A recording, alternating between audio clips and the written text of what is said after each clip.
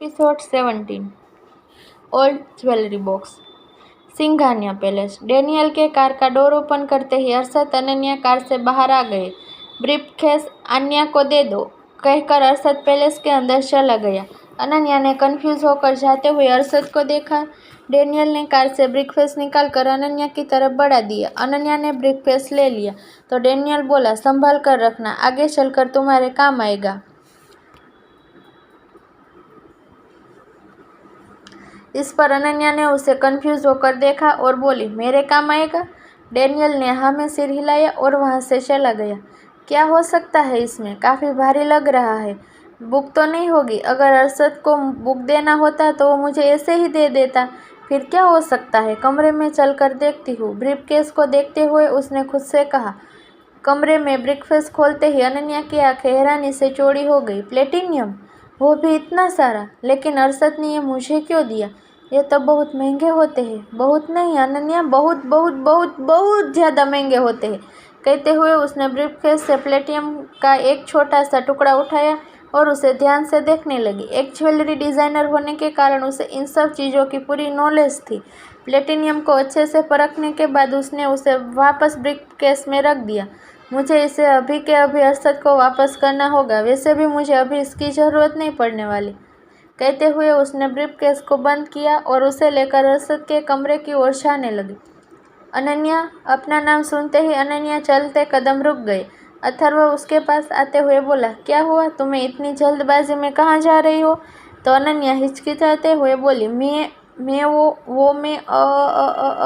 Arshad, right? तुम अरशद से मिलने उसके रूम में जा रही हो? उसकी बात पूरी करते हुए अथर्व ने कहा। तो अनन्या ने सिर झुका लिया। तुम जानती हो ना, मोम को तुम्हारा रात में अरशद के रूम में जाना पसंद नहीं है। इस पर अनन्या ने हाँ में सिर हिलाया। उसकी आंखें नम हो गई। उसकी आंखों में आंसू देखकर अथर्व को ओछाने लगा। वो उसका मूड ठीक करने के लिए बोला, वेल, ये बात मोम को नहीं पसंद और वो तो यहाँ है नहीं, तो तुम अभी अरशद से मिल सकती हो। मैं मोम को इस बारे में कुछ नहीं बताऊँगा। यह सुनकर अनन्या की आंखें बड़ी हो गई। वो थोड़ी कन्फ्यूज भी थी क्योंकि उसके पता था सिंघानिया फैमिली उसे पसंद नहीं करती, मगर वो अथर्व को आज तक समझ नहीं पाई थी। अब मुझे ऐसे भी मत देखो। हालांकि तुम्हारे मुझे ऐसे देखने से कोई दिक्कत नहीं है, लेकिन क्या पता अरशद को तुम्हारा मुझे इस तरह देखना अच्छा ना लगे। कहते हुए अथर्व मुस्कुराने लगा।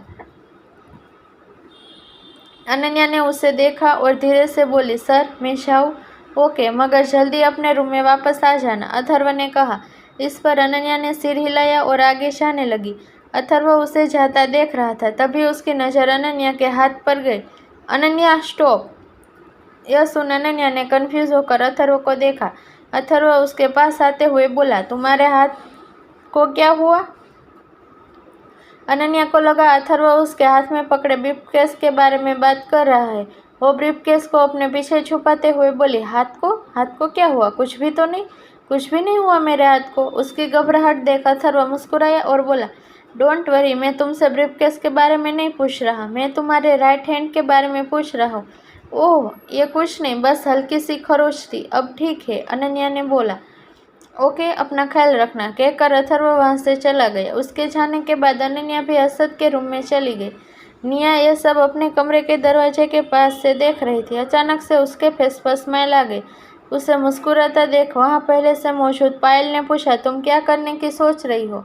इस पर निया की स्माइल और बड़ी हो गई। अंदर चलो, बताती हूँ, निया बोली और कमरे का दरवाज़ा बंद करने लगी। पायल से वेट नहीं हो रहा था। डोर क्लोज होते ही उसने फिर से पूछा, अब बताओ तुम करने क्या वाली हो? उसकी क्यूरियोसिटी को देख निया हंसते हुए बोली, बताती हूँ, पहले तुम यहाँ बैठो। पायल को बेड पर बैठने का बोल निया कबर्ड खोलकर उसमें कुछ ढूंढने लगी। तुम क्या ढूंढ रही हो? पायल ने एक बार फिर से पूछा। बताती हूँ बाबा, 2 मिनट रुको तो सही, निया ने कहा। करीब 5 मिनट ढूंढने के बाद फाइनली उसे वो मिल गया जो उसे चाहिए था। उसके हाथ में ज्वेलरी बॉक्स देखकर पायल उसे अजीब नज़रों से देखते हुए बोली, तुम यह ढूंढ रही थी? यस, निया ने जवाब दिया। रियली? तुम पिछले 10 मिनट से यह पुरानी ज्वेलरी बॉक्स ढूंढ रही थी? पायल ने कहा। तो निया उसके पास बैठते हुए बोली, मैं ज्वेलरी बॉक्स नहीं ढूंढ रही थी। अगर तुम इसे नहीं ढूंढ रही थी तो क्या ढूंढ रही थी? पायल ने पूछा। अरे यार, मेरे कहने का मतलब है मैं ज्वेलरी बॉक्स को नहीं बल्कि इसके अंदर रखी चीज को ढूंढ रही थी। रुको मैं अभी दिखाती हूँ, कहते हुए निया ने बॉक्स खोला और उसमें से 2 व्हाइट शीट निकालते हुए बोली, मैं इसे ढूंढ रही थी। पायल ने जैसे ही वो पेपर देखा तो हैरानी से उसकी आंखें बड़ी हो गई। तुमने अभी तक इसे संभाल कर रखा है? पायल ने कहा, वेल मुझे लगा ये मेरे आगे भी काम आ सकता है, इसलिए मैंने इसे नहीं फेंका। निया ने कहा, ये सब तो ठीक है, मगर तुम आगे क्या करने वाली हो? पायल ने पूछा। तो निया के होठों पर एक तिरछी स्माइल आ गई। वो बोली, वही जो आज से 3 साल पहले किया था। व्हाट, तुम फिर से अनन्या की डिज़ाइन चोरी करने वाली हो? पायल ने शॉक्ड होते हुए कहा। तो निया बोली, मैं ऐसा करना तो नहीं चाहती, बट मेरे पास इसके सिवा दूसरा कोई ऑप्शन भी तो नहीं है। नो अगेन, तुम ऐसा कुछ नहीं करोगी। तुम्हें याद है ना पिछली बार हम कितनी बड़ी मुसीबत से बचे थे? अगर उस वक्त प्रत्युष भाई ने सही समय पर सारा ब्लेम मेड पर नहीं लगाया होता तो तुम्हें पता है ना हमारे साथ क्या हो सकता था? पायल ने कहा। पायल यार, मुझे सब याद है, लेकिन तुम भी तो सोचो, मेरे पास और कोई दूसरा रास्ता भी तो नहीं है। 3 दिन बाद मेरा इंटरव्यू है एंड उसके लिए मेरे पास कम से कम एक बेस्ट ज्वेलरी डिज़ाइन का सेट होना चाहिए। और तुम जानती हो मैं 2 दिन में एक परफेक्ट ज्वेलरी डिज़ाइन का पूरा सेट रेडी करना लगभग इम्पॉसिबल है। निया ने कहा, एटलीस्ट तुम ट्राई तो करो, 2 दिन बहुत होते हैं एंड आई नो तुम ये कर सकती हो। पायल ने कहा। इस पर निया ने एक गहरी सांस ली, फिर उसके पायल का हाथ थामा और कहा, ओके मैं ट्राई करूँगी, लेकिन इन 2 दिनों में अगर डिज़ाइन रेडी नहीं हुआ तो हमें अनन्या की डिज़ाइन लेनी पड़ेगी। हमारे पास इसके सिवा कोई अदर ऑप्शन नहीं है। ओके, पायल ने निया की बात मान ली। निया ने खुश होकर उसे गले लगा लिया। वही अरशद का रूम। अनन्या ब्रीफकेस लेकर अरशद के स्टडी रूम की तरफ जाने लगी। तभी उसे बाथरूम से पानी गिरने की आवाज़ आई और उसका चेहरा शर्म से गुलाबी हो गया। ब्रीफकेस को टेबल पर रखने के बाद वो सोफे पर बैठकर अरशद के बाहर आने का वेट करने लगी। करीब 10 मिनट बाद, तुम अभी तक सोई नहीं?